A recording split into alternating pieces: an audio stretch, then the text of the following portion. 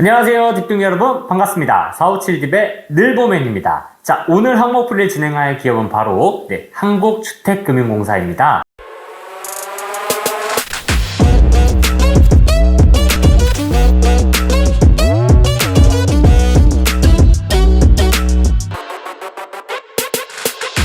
와우.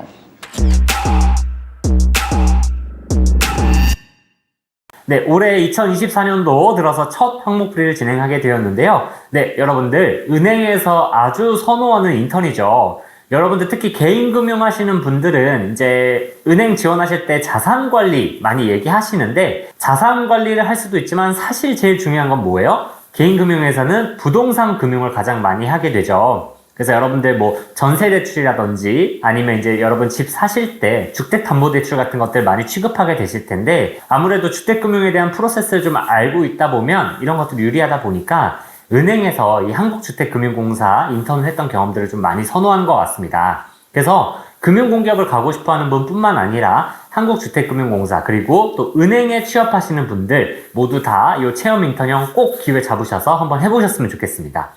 그래서 여러분들에게도 아주 소중한 기회가 될 거라고 생각하고 여러분들 자소서 항목풀이 도움 받으셔서 잘 작성해 보시길 바라겠습니다. 자, 그럼 바로 진행을 해볼 텐데 기업 분석은 제가 다른 영상에서도 사실 많이 진행을 해드렸거든요. 그래서 오늘 또 이 한국주택금융공사에 대한 소개를 해드리거나 요거를 또 여러분들에게 다시 주택금융공사에 대해서 설명을 해드리기보다는 문항을 진짜 어떻게 적으면 좀 쉽게 적을 수 있는지를 좀 중점적으로 풀어드리는 게 중요하겠다라고 생각이 들었어요. 그래서 여러분들 주택금융공사가 사실 크게 변한 건 없거든요. 그래서 여러분들 2023년도 상반기에 제가 체험형 인턴원 자소서 항목풀이를 진행했었고 또 하반기에도 진행을 했었거든요. 그래서 두 영상 모두 살펴보시면 상반기에서는 제가 전체적으로 금융상품들과 사업을 전체적으로 소개해드리면서 여러분들에게 주택금융공사에 대해서 소개를 해드렸고, 하반기에는 특례보금자리라는 금융상품 위주로 좀 설명을 해드렸습니다. 그러면서 제가 주택시장에 대해서 좀 설명을 해드렸는데 이 두 영상만 여러분들이 꼭 보시고 작성해보셔도 체험형 인턴 자소서는 어렵지 않게 적으실 수 있으실 거예요.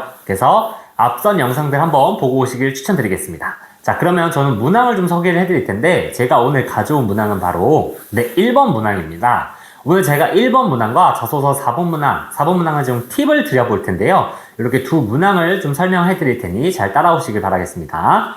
자, 첫 번째 문항, 공사 체험형 인턴 지원 동기 그리고 입사 후 포부 기술해달라고 합니다. 자, 여러분들 제가 이 1번 문항을 풀어드리는 이유는요, 이제 아무래도 인턴이다 보니까 이제 취업을 이제 막 시작하시는 분들이 있을 수 있어요. 그러면 그런 분들은 이거 어떻게 적어야 되지? 어려워하시는 분들이 있고요. 또 지난 하반기에 정규직 채용 위주로 지원을 하시다가 갑자기 체험형 인턴이래. 그러면 체험형 인턴 자소서는 좀 뭔가 다를까? 이러면서 좀 접근하기 어려워하시는 분들이 좀 많더라고요. 제가 그래서 이 체험형 인턴의 자기소개를 어떻게 적어야 되는지 좀 그 방향성을 안내해드리고자 1번 문항을 좀 가져왔습니다. 자, 구체적으로 한번 설명을 해드려 볼게요. 제가 앞에서 말씀드렸다시피 체험형 인턴 지원 동기는 뭔가 다를까? 라고 말씀을 드렸잖아요. 좀 다릅니다. 왜냐하면 여러분들 정규직 지원 동기는요, 여러분들이 사실 그 회사를 퇴사하지 않는 한 5년, 10년, 길게는 3, 40년까지 다니시면서 여러분들이 기한의 정함 없이 근로를 하게 됩니다. 그렇기 때문에 조금 포부가 중장기적이거나 아니면 그 회사에 좀 기여할 만한 점들을 확실하고 뚜렷하게 좀 말을 해줘야 돼요. 근데 여러분 체험형 인턴, 주택금융공사 보시면 알겠지만 6개월이거든요? 보통 3개월, 6개월, 길어야 1년 이런 것들이 전부인데 여러분들 생각을 해보세요. 3개월, 6개월이면 사실 업무 배우다 끝나는 거거든요. 그러면 그 3개월, 6개월 안에 여러분들이 큰 성과를 좀 내실 수 있을까요?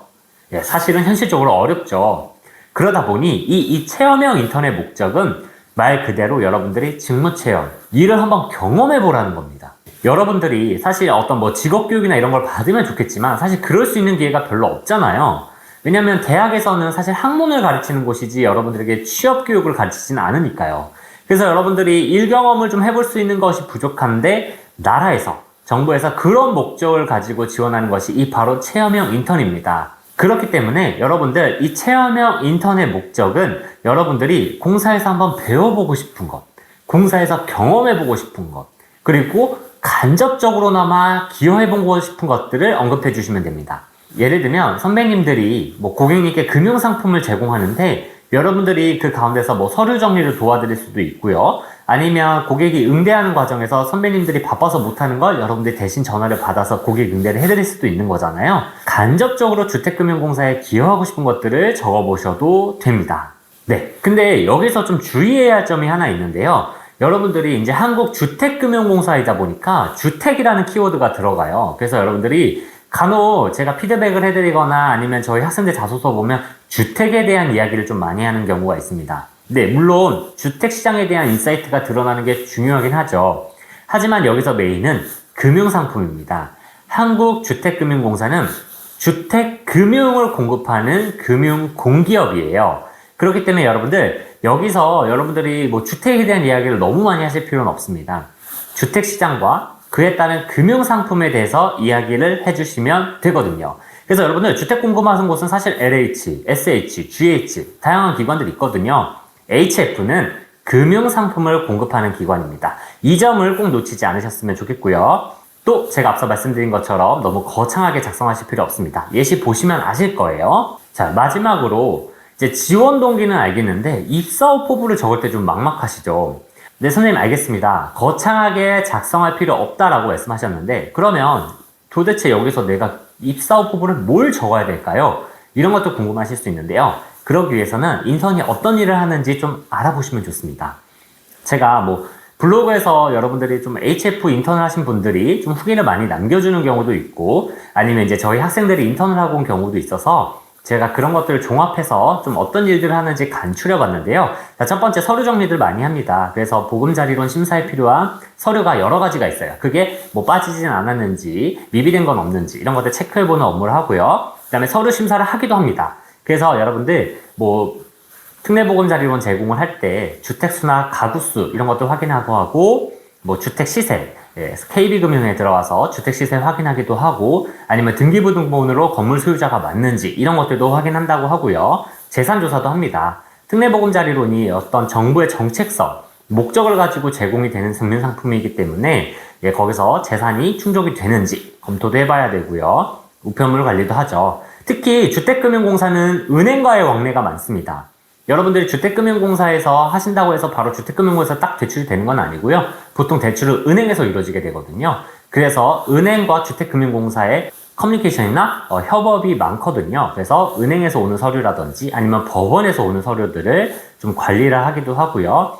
또 선배님들의 고객 응대 현장을 도와서 여러분들이 고객을 응대하실 때도 있습니다. 그래서 보통 이제 보금자리론 심사가 나서 적격일 경우에는 문자로 안내가 되고 이제 부적격일 경우에는 전화로 드려서 설명을 해드린다라고 해요. 그래서 여러분들이 이런 업무를 좀 도와드릴 수도 있는 거겠죠. 그래서 이런 업무들에서 여러분들이 어떻게 기여할 것이고 또 이런 업무를 통해서 여러분들이 무엇을 배우고 무엇을 경험하고 싶은지 이런 것들을 좀 중점적으로 적어주시는 게 가장 좋습니다. 자, 그러면 작성 방법에 대해서 좀 설명해 드릴 텐데 어렵지 않습니다. 그냥 문단 2개 나누셔서 첫 번째 문단에는 지원 동기, 두 번째 문단에는 입사 후 포부를 작성해 주시면 돼요. 제가 바로 예시로 좀 보여드릴게요. 자, 첫 번째 지원 동기 문단입니다. 그래서 여기 예시를 보시면 알겠지만 은퇴 설계 영역에 대해서 큰 관심을 필요성을 느끼게 되었다라고 하면서 자, 우리나라 가구의 재산들이 뭐 주식이나 금융상품도 있지만 사실 상당수가 주택으로 되어 있습니다. 그래서 여러분들 요새 서울 집값만 보셔도 평균 10억씩 하는 집들이 너무 많잖아요. 그게 사실 여러분들 벌기 쉬운 돈이 아니다 보니까 집을 사게 되면 사실 모아놓은 돈들이 집에 묶여있게 되는 경우가 많죠. 그래서 우리나라의 자산 포트폴리오를 봤을 경우에 부동산에 집중되어 있는 경우가 많다 보니까 이 집이 현금화되지 않으면 여러분들 당장 쓸 돈, 현금이 없는 거예요. 그런 점에서 제가 주택연금에 대해서 설명을 해드렸는데 주택연금을 통해서 노후 그리고 은퇴 설계를 좀 돕는 그런 거에 한번 기여해보고 싶다. 그리고 그런 것을 하는 기관이 바로 한국주택금융공사다라고 언급하면서 지원 동기를 작성하고 있네요. 그래서 이게 어떤 거예요, 여러분? 여러분들이 가진 커리어에 이 체험형 인턴이 어떻게 필요한지 위주로 설명을 해주고 있죠.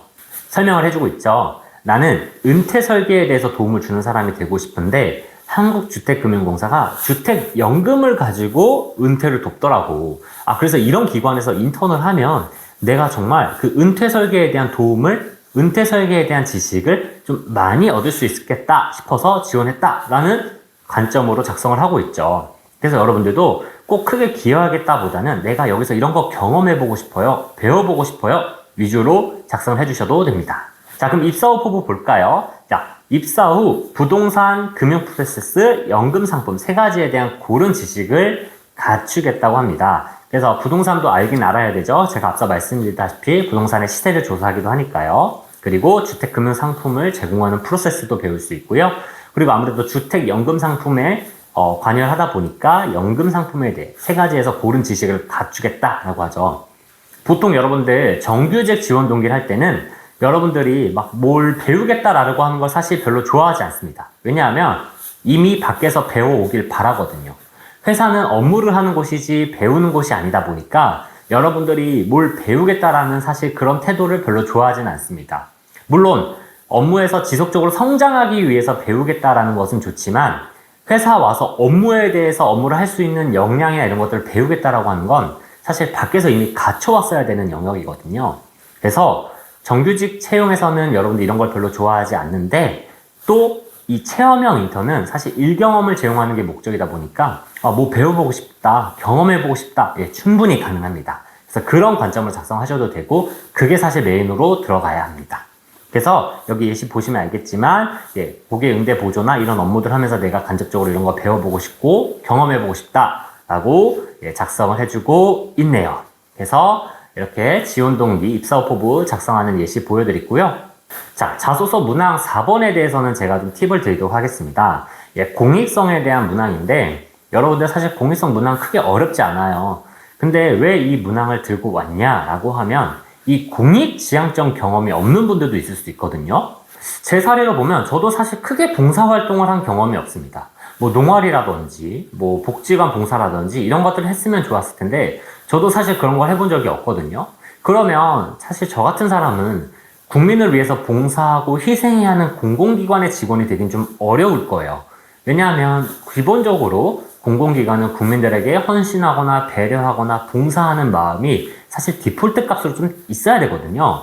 그렇기 때문에 그런 마음이 진짜 있는지 공익적 경험 추구해 본 적 있는지 물어보는 거예요. 그러면 선생님 저 봉사활동 경험 있어요 이러면 그 경험 바로 적으시면 됩니다. 예, 그냥 봉사활동 경험을 작성하셔도 돼요.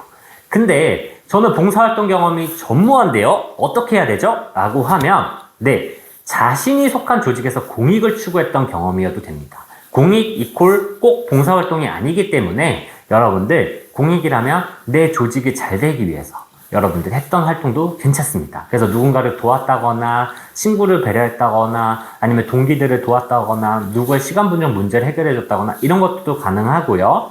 그다음 세 번째로 간접적으로 누구를 도왔던 경험도 가능해요. 예를 들면 여러분들 나는 좀 소액 기부를 했다. 예, 저희가 이제 자소서 항목풀이 보시면 알겠지만 소액 기부로도 공익 추구했던 경험 예시로 작성해드렸거든요. 네, 소액 기부로도 충분히 합격하셨던 분들도 있어요. 그래서 소액 기부라든지 아니면 길거리 청소라든지 이런 것들도 충분히 쓸 수 있기 때문에 여러분들 너무 쭈뼛쭈뼛거리지 마시고 봉사활동 경험이 없어도 일단 자신감 있게 작성해 보셨으면 좋겠습니다. 제가 1번 문항에 대한 풀이와 4번 문항에 대한 팁까지 제공해 드렸는데 더 많은 예시와 또 자세한 풀이가 보고 싶다라고 하시면 저희 457D 홈페이지 방문하셔서 항목 풀이 참고해 보시고요. 그리고 이제 가장 여러분들이 또 어려워하시는 게 직무기술서라더라고요. 그래서 직무기술서에 대한 항목 풀이도 제가 별도로 업로드 해놨으니 꼭 참고해 보시고 작성해 주시면 좋겠습니다. 자, 여러분들 큰 도움 되시길 바라겠고요. 저는 다음 항목 풀이를 찾아뵙도록 하겠습니다.